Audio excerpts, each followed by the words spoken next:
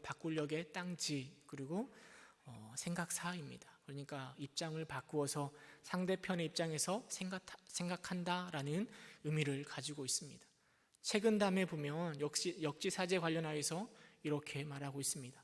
비천하게 살아본 후에야 오르는 것이 위험하다는 것을 알게 된다. 어두운 곳에 있어 봐야 밝은 곳을 향하면 너무 눈부시다라는 것을 알게 된다. 고요 속에 머물러 본 후에야 움직이는 것이 허사임을 알게 된다. 침묵 수행을 해본 후에야 말이 많이 하는 것이 시끄럽다는 것을 알게 된다. 이렇게 이야기하고 있습니다.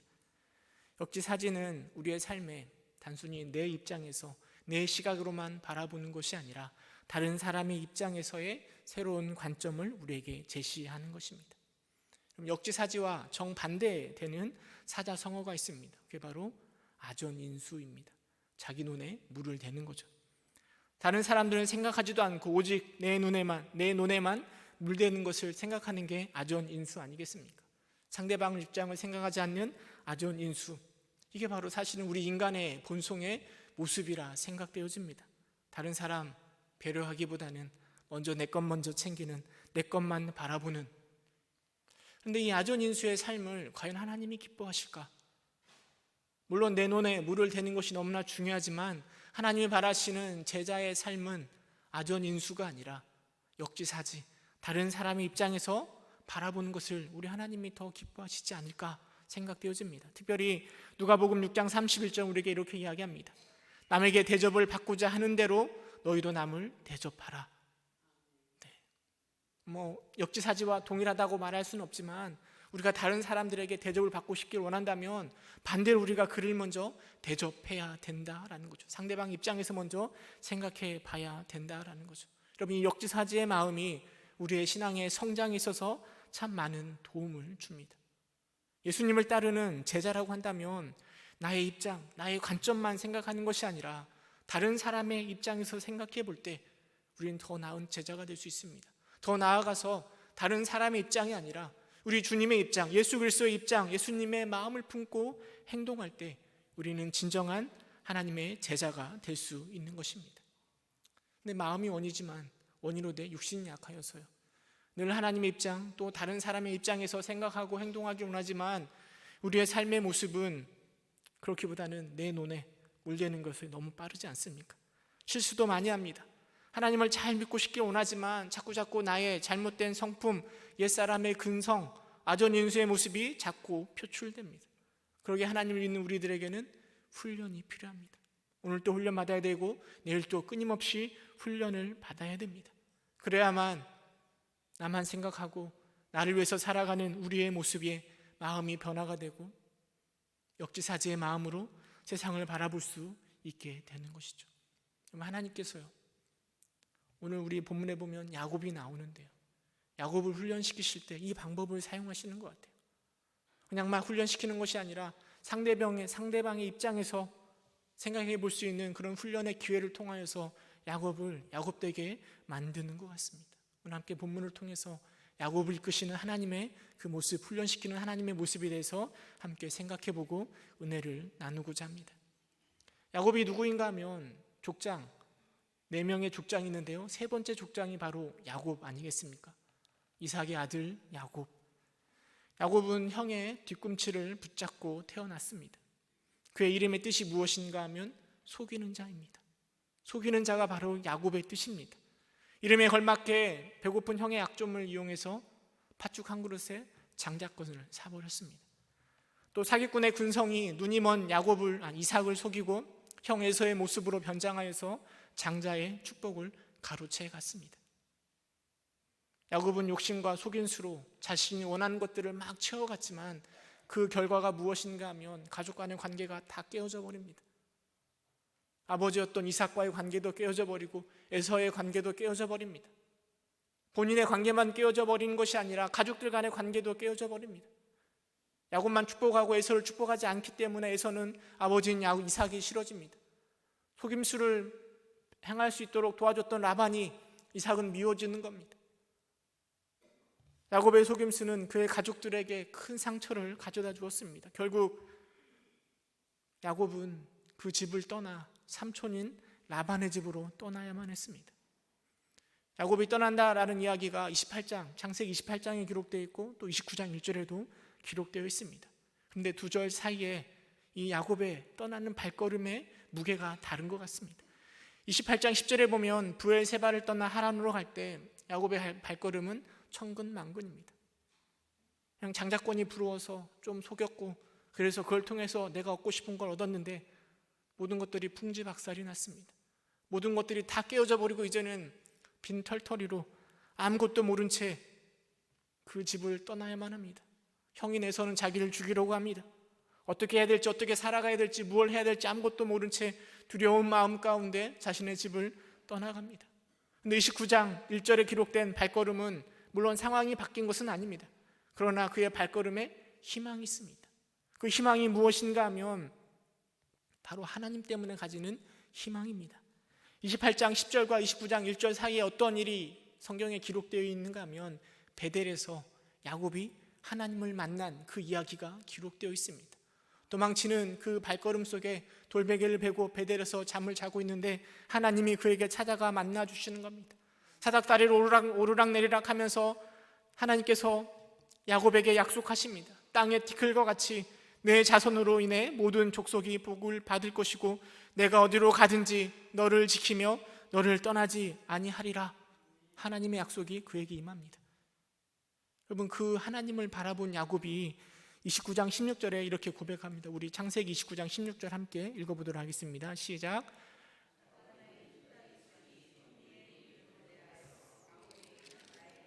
네, 죄송합니다. 28장 16절이었습니다. 29장 16절이 아니라 28장 16절 이렇게 기록되어 있습니다. 여호와께서 과연 여기 계시거늘 내가 알지 못하였다라고 기록하는 거죠. 베델에서 하나님을 만난 이후에 야곱이 고백하는 거예요. 지금까지 하나님이 나와 함께 하셨는데 내가 하나님을 알지 못했구나 라고 이야기하고 다시 라반의 집으로 길을 떠납니다. 하나님이 나와 함께 하신다라는 것을 확신하고 길을 떠날 때 야곱의 발걸음은 처음에 야곱의 이삭의 집을 떠날 때의 그 발걸음과는 다른 거죠. 왠지 모를 기대감이, 물론 두렵긴 하지만 하나님 때문에 생기는 기대감이 그에게 있는 것입니다. 그리고 나서 하란에 도착하여 야곱의 삶이 시작됩니다. 하란의 한 지역의 한 우물가에 야곱이 도착합니다. 그리고 그 우물가에서 누굴 만나는가 하면 양을 먹이는 목자들을 만났고, 그리고 운명적으로 라헬을 만나게 됩니다. 우물가에서 배우자를 만나는 장면은 성경에 또 과거에 비슷한 장면이 있지 않았습니까? 언제인가 하면 야곱의 부모 이야기죠. 이삭이 리브가를 만날 때, 물론 이삭이 만난 건 아니지만 리브가를 찾기 위하여서 그의 아버지였던 아브라함이 엘리에셀을 저 하란 땅으로 보냅니다. 엘리에셀이 이삭의 아내를 마주하기 위해서 걸어 다니다가 어디서 리브가를 만났는가 하면 이 우물가에서 이 리브가를 만난 거죠. 동일한 내용의 모습들이 이렇게 반복되는 것입니다.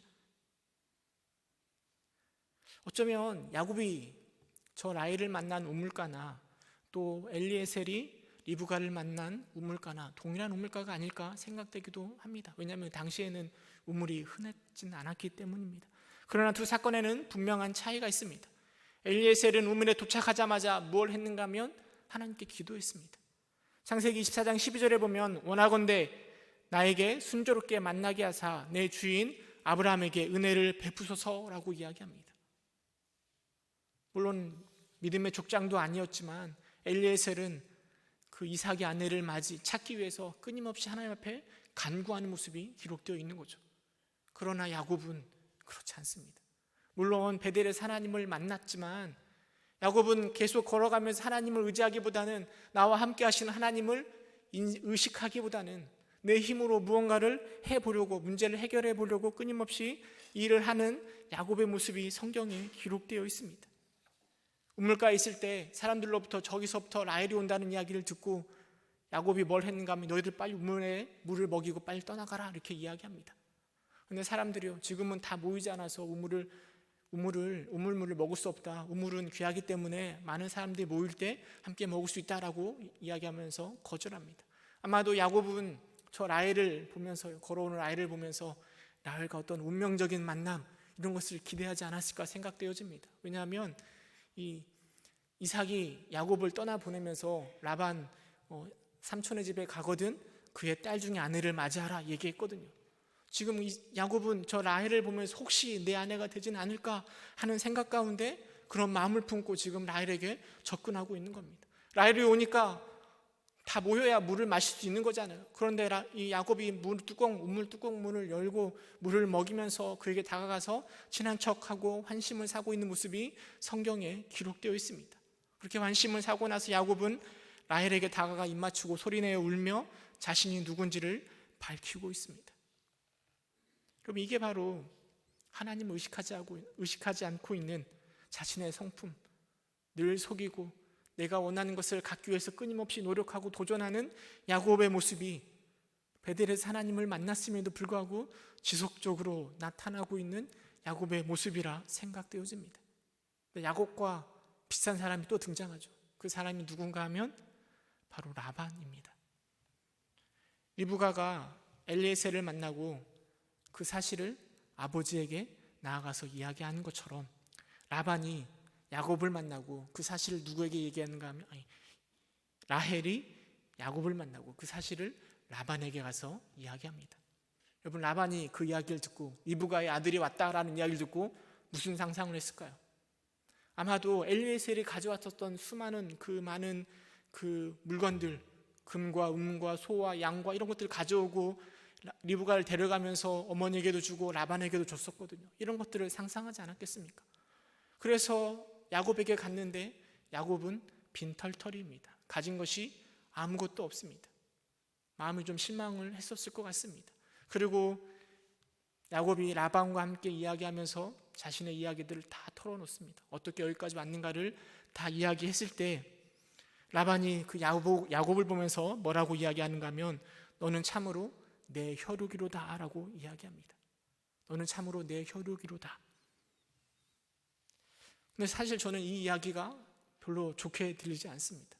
내 혈육이라고 그렇게 고백했던 말이 어디에 나오는가 하면 하나님께서 아담에게 하와를 만들어 주시고 아담의 고백이 내 뼈 중에 뼈요 살 중에 살이라 라는 사랑의 고백이었잖아요.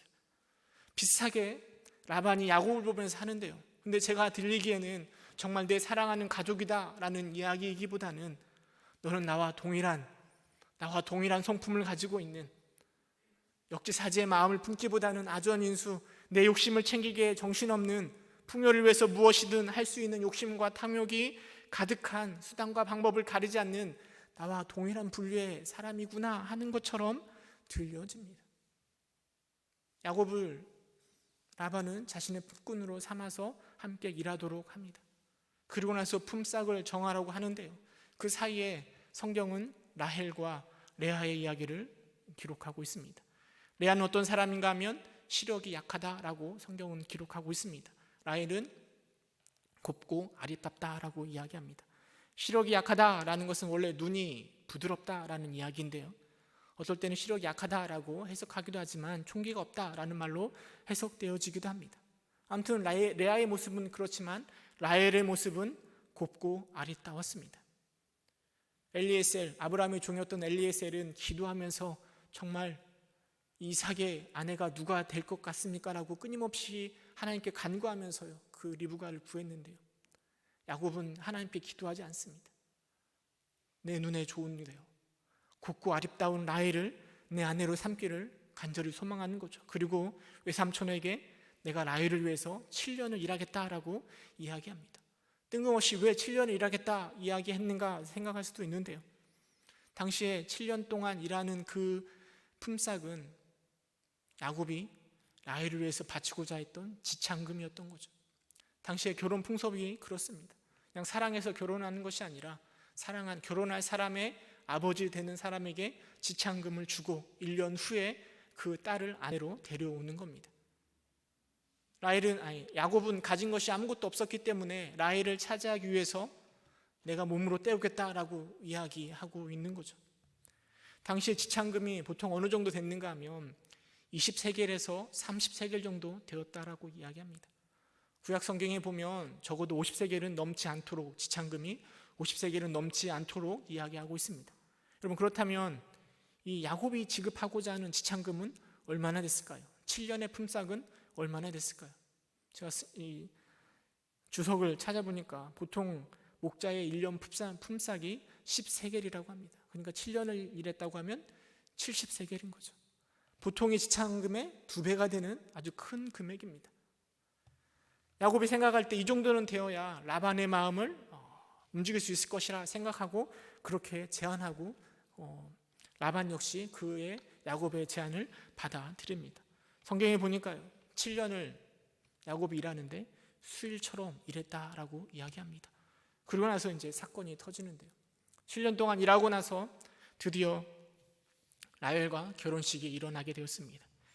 보통 결혼잔치는 일주일 동안 이렇게 지속이 되는데요, 첫날은 어떻게 시작되는가 하면 이 아내, 베일을 쓰고 있는 아내와 신랑이 첫날밤을 보내면서 첫날 잔치가 끝이 나는 겁니다. 그런데 23절에 보니까 성경은 그의 딸 레아를 야곱에게 데려가매 야곱이 그에게로 들어갔다라고 기록하고 있습니다. 야곱이 사랑하는 사람은 레아가 아니라 라헬인데, 그리고 라헬을 위해서 7년을 일했는데 라반이 라헬 대신에 레아를 보낸 것입니다. 라헬과 레아가 뒤바뀐 것이죠. 안타깝게도 야곱은 그 뒤바뀐 사실을 알지 못합니다. 술에 취했는지 아니면 밤이어서 베일에 가려서 아무것도 볼 수가 없었는지 모르겠지만 이렇게 레아와 첫날 밤을 보냅니다. 25절에 보니까 성경은 이렇게 기록하고 있습니다. 아침에 보니 레아라. 여러분, 야곱이 얼마나 놀랐을까요? 내가 사랑하는 라헬인 줄 알고 7년 동안 일했고 그리고 드디어 그와 결혼하고 첫날 밤을 보냈는데 아침에 일어나 보니까 라헬이 아니고 레아였습니다. 연약한 눈을 가진 아버지를 속였던 야곱은 연약한 눈을 가진 레아에게 속임을 당한 것입니다. 속이는 자가 속임을 당한 것이죠. 그것도 자신이 아버지를 속였던 동일한 방법으로 야곱이 지금 속임을 당하고 있는 것입니다. 야곱이 마치 자신의 형인 에서의 노릇을 했던 것처럼 지금 언니인 레아가 지금 동생인 라헬인 것처럼 야곱을 속이고 있습니다. 얼마나 분통하고 화가 났을까요? 야곱은 그 속임수의 배우가 누군지 금방 압니다. 라반에게 찾아가서 이야기합니다. 어찌하여 내게 이와 같이 행했습니까? 왜 나에게 이런 일을 행하셨습니까? 그러나 라반은 눈도 끔찍하지 않고 담대하게 이야기합니다. 뭐라고 이야기하는가 하면 언니보다 아우를 먼저 주는 것이 우리 지방에서는 하지 아니하는 것이라 라고 이야기합니다. 어린 자였던 너 야곱이 형의 장자의 축복을 가로챘을지는 몰라도 내가 살고 있는 우리 집에서는 그런 일은 있을 수가 없다라고 라반이 지금 야곱에게 이야기하는 겁니다. 아니 어찌 형이 결혼을 하지 않았는데 동생이 먼저 결혼할 수 있겠는가? 라고 이야기하는 것입니다. 사실 라반이 야곱에게 하고 있는 이 말은 아마 에서가 야곱을 만나면 하고 싶은 말 아니겠습니까? 아니 어찌 동생인 네가 장자의 축복권을 빼앗아 갈 수 있겠는가? 그 이야기를 지금 라반이 야곱에게 이야기하고 있습니다. 야곱은 화가 나서 라반에게 항의하지만 그 항의는 오히려 자기 자신에게 자신의 속임수에 대한 책망으로 다가왔을 것입니다. 왜 속이는가? 왜 속이는가? 그러나 그 이야기는 나의 과거의 모습을 돌이켜보면서 내가 이삭을 속였고 나의 형 에서를 속였지라는 생각을 품게 하였을 것입니다. 야곱의 심정이 너무나 어처구니가 없고 너무나 속상한 일이지만 지금 야곱은 그 상황 속에서 그 속상한 마음을 통하여 철저히 깨닫는 것이 무엇인가 하면 나의 아버지였던 이삭의 마음이 어땠을까? 나의 형이었던 에서의 마음이 어땠을까? 이 마음을 지금 레아를 바라보면서 철저하게 깨닫는 것 아닐까요? 여러분, 이것이 바로 역지사지의 방법을 통해서 야곱을 훈련시키시는 하나님의 모습이라는 겁니다. 자기밖에 모르는 아전인수의 야곱에게 하나님은 똑같은 방법을 통하여 너의 모습이 얼마나 잘못되고 네가 얼마나 너밖에 모르는가를 분명하게 깨닫게 하시는 겁니다. 여러분, 그 하나님이 오늘도 우리에게 역사하십니다. 나밖에 모르고 내 입장에서 내 것만 바라보는 나를 향하여 하나님 야곱을 통하여 그러지 말 것을 우리에게 교훈하고 있는 것입니다. 우리가 야곱처럼 그 역지사지의 그 상황에 가서 맞아, 저 사람의 마음이 저랬구나, 이것을 깨달을 필요가 없습니다. 우리는 이 야곱의 이야기를 통하여 하나님의 마음, 역지사지가 얼마나 필요한가를 깨닫는 것 아니겠습니까? 그렇다면 그런 상황이 되지 않더라도 우리는 우리의 삶 가운데 내 것만 바라볼 것이 아니라 다른 사람의 입장, 다른 사람의 마음을 헤아릴 수 있도록 끊임없이 노력하고 그 자리까지 나아가야 되는 것 아니겠습니까? 이게 바로 하나님께서 야곱을 통하여 우리에게 가르쳐 주시는 교훈 아니겠습니까? 상대방 입장을 생각하고 상대방의 마음을 배려하는 그 마음이야말로 우리가 보다 더 제자로 더 가까워지는 모습이라 생각되어집니다. 내 것만 바라볼 것이 아니라 상대방의 입장에서 생각할 수 있는 여러분 되시기를 주님의 이름으로 축원합니다. 우리는 뿐만 아니라 이 야곱의 이 어리석은 이 레아와 라헬의 모습을 통해서 우리는 또한 하나님의 마음도 역지사지해야 된다라고 생각되어집니다. 상대방의 마음만 바라볼 게 아니라 나를 바라보시는 우리 하나님의 마음도 생각해 봐야 된다라는 거죠. 하나님께서는 분명 베델에서 야곱을 만나 주셨습니다. 함께 하시겠다, 너의 자손들을 이렇게 크게 번성시키시겠다 분명하게 약속하셨습니다. 그런데요 지금 야곱이 누리고 있는 그 삶의 모습은 전혀 그렇지가 못합니다. 야곱이 지금 느끼고 있는 삶의 감정은 처참하기 그지없습니다. 라반이 또 무엇을 제안하는가 하면, 이제 레아랑 결혼했잖아요. 7일 후에 내가 라헬을 다시 줄 테니까 7년 동안 또 나를 위해서 일해달라고 요청합니다. 일주일이나 지나면 다시 고향으로 갈까 했었는데 7년 동안 일했고 또 다시 7년을 일하게 됐습니다. 야곱에게는 선택의 방법이 없습니다. 또 7년을 일을 해야 되죠. 앞에 7년은 수일처럼 지냈는데요, 뒤에 7년의 모습이, 야곱의 모습이 어떠했을 것 같습니까? 성경에 보면 그의 모습이 얼마나 끔찍했을까 충분히 상상해 볼 수 있습니다. 야곱에게는 아내가 2명입니다. 레아와 라헬. 라헬을 사랑하죠. 그런데 라헬에게는 자녀가 없습니다. 레아는 자녀가 있습니다. 두 아내의 모습이 늘 싸우는 모습이에요. 아들을 가지고 끊임없이 부딪힙니다. 누가 더 사랑할까 질투와 그런 것들이 계속 가득 차 있습니다. 여러분, 야곱의 가정의 모습이 어떠할 것 같습니까? 야곱이 얼마나 많은 어려움과 힘든 삶을 살았을까요? 우리가 겪어보지 않아도 그 가정에 얼마나 어려움이 있었을까 충분히 헤아릴 수 있습니다. 왜 하나님께서는 베델에서 분명 그렇게 하셨음에도 불구하고 왜 이렇게 야곱에게 이런 고난을 주셨을까요? 우리가 이 야곱의 입장에서 바라보면 정말 끔찍했을 겁니다. 그러나 하나님 입장에서 바라보면 이 또한 어쩔 수 없는 상황 아니겠습니까? 하나님께서는 야곱을 통하여서 믿음의 족장으로 그를 세우기를 원하십니다. 그러나 너무나 형편없는 야곱을 훈련시키기를 원하시는 것이죠. 그래서 이런 고난을 통하여 그를 훈련시키시는 겁니다. 뿐만 아니라 하나님께서는 야곱에게 그의 자녀들을 이 땅의 티끌처럼, 또 아브라함에게, 이삭에게 하셨던 약속들을 지키기 위한 방편으로 이런 것들을 사용하고 계시는 거죠. 야곱 때의 자녀가 12지파로 나누어지는 것 아니겠습니까? 그리고 70명이 된 야곱의 가족들이 애굽에 가서 200만 명으로 이렇게 늘어나는 것 아니겠습니까? 하나님 입장에서 바라보면 이 또한 훈련의 광복이고 하나님의 역사를 이루어가는 방편이라는 것입니다.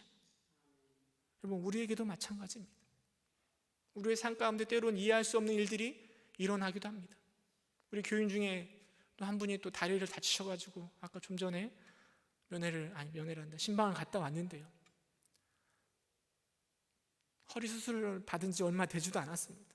잘못돼서 또 다시 재차 수술을 받았습니다. 근데 이번엔 걸어가시다 넘어져가지고 무릎이 나가서 무릎 수술을 받으셨습니다. 뭐라 위로할 말이 없잖아요. 어떻게 그를 위로할 수 있을까 할 말이 없습니다. 그러나 우리가 할 수 있는 건 무엇이겠습니까? 우리의 생각, 우리가 있는 상황, 그것만 바라볼 것이 아니라 하나님의 마음이 무엇일까를 생각해 보는 것 아니겠습니까?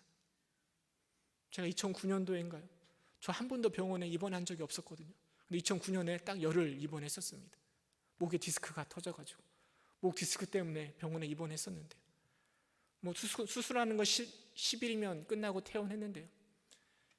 제가 그때 초등부를 담당하는 전도사였거든요.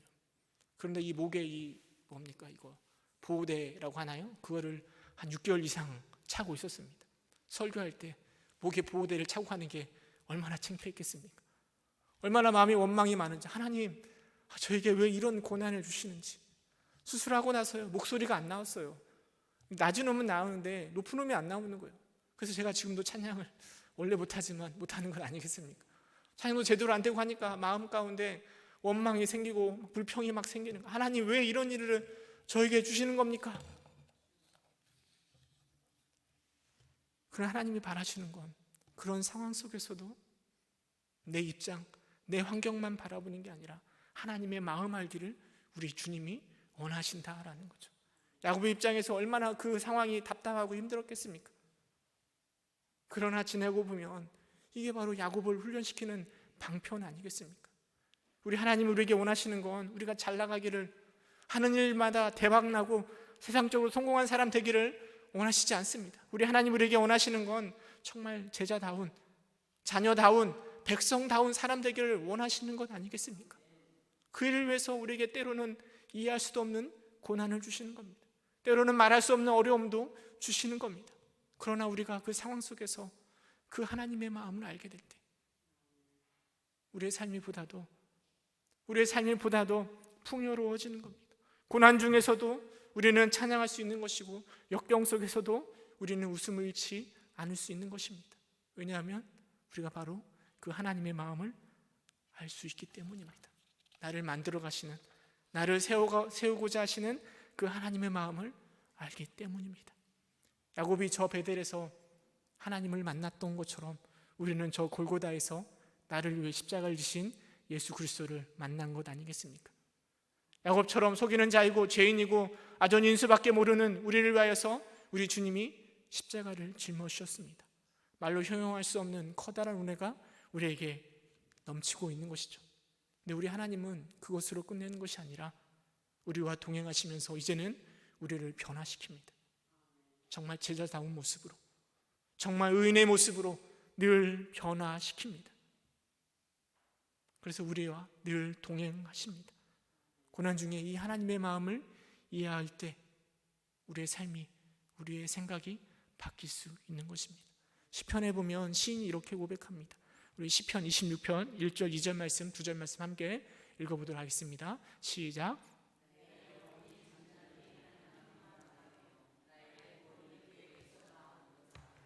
오직 그만이 나의 반석이시오 나의 구원이시오 나의 요새이시니 내가 크게 흔들리지 아니하리로다. 시인이 뭐라고 얘기하는가 하면 나의 영혼이 잠잠히 하나님만 바라겠다라고 이야기합니다. 왜 하나님을 바라는가 하면 하나님이 나의 구원자이시기 때문입니다. 하나님이 나의 반석이시고 나의 구원이시고 나의 요새이시기 때문에 하나님만 잠잠히 바라보겠다라고 이야기합니다. 그러면서 시인이 뭐라고 얘기하는가 하면 내가 크게 흔들리지 아니하리로다. 여러분, 시인이 흔들리지 않는 것이 아닙니다. 막 흔들리죠. 고난 앞에, 역경 앞에 시인의 마음이 막 흔들립니다. 그런데 그 어려운 환경과 고난 앞에서 잠잠히 하나님만 바라보겠대요. 구원자 되신 하나님만 바라보겠대요. 그랬더니 내 마음이 크게 흔들리지 않는데요. 물론 흔들리긴 하지만 그 흔들림의 요동이 적다라고 시인이 고백하고 있습니다. 왜냐하면 이 시인은 우리 하나님의 마음을 이해하고 바라보고 있기 때문입니다. 나의 구원자 되시고 나의 요새가 되시며 나의 반석이 되신 하나님은, 나를 성장케 하시길 원하시는 그 하나님은 고난을 통해서, 물론 지금은 눈에 보이지 않고 역경밖에 보이지 않지만 그것들을 통하여 나를 키워가실 그 하나님을 바라보기 때문에 잠잠히 하나님만 바라보고 내가 크게 흔들리지 아니하겠다라고 고백하고 있는 것입니다. 우리에게 이런 역지사지의 마음이 필요합니다. 내 입장에서만 바라볼 것이 아니라 상대방의 입장에서 지금 나에게 처해진 상황을 바라볼 것이 필요합니다. 그럴 때 우리의 믿음은 한 단계 성숙할 것입니다. 뿐만 아니라 내 마음만 바라볼 것이 아니라 하나님의 마음을 생각할 수 있을 때 우리의 믿음은 또 한 단계 성장할 수 있는 것입니다. 이 역지사지의 마음을 통하여 더욱더 성장하시는 여러분 되시기를 주님의 이름으로 축원합니다. 함께 기도하도록 하겠습니다. 은혜가 풍성하신 하나님, 야곱을 훈련시키는 하나님의 모습,